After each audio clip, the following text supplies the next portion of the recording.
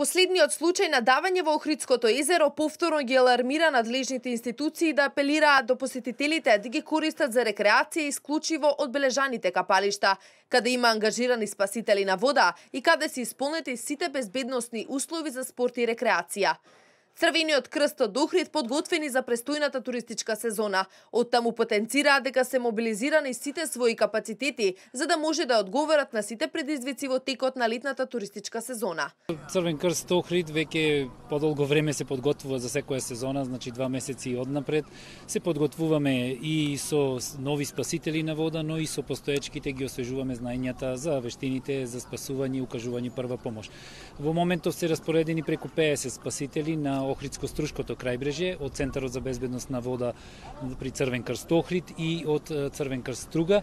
Тие се грижат за безбедноста на за сега 30 плажи. Остануваат уште неколку плажи и тоа е најголемиот проблем, капалишта на Охридското крајбрежје и на Струшкото крајбрежје. Во Охрид имаме 30% од плажите кои што не се покриени и не се безбедни за капење, спорт и рекреација, и токму овие немили настани со фатални последици случуваат токму на тие плажи каде што нема услови за безбедно капење, ниту пак има соодветни служби кои можат навремено да реагираат.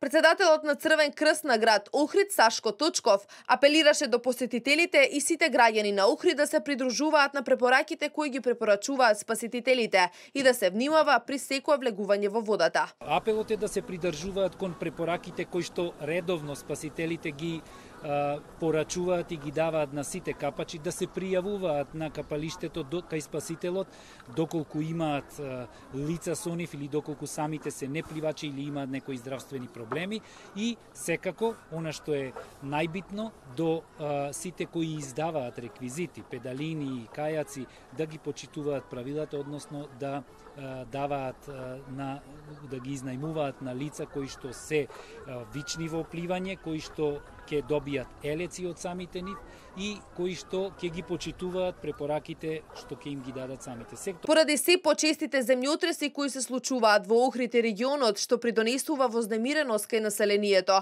од Црвен крст Охрид објави и брошура за правила и препораки за однесување за време на земјотрес, после земјотресот, но и мерки за предпазливост и подготовка за земјотрес.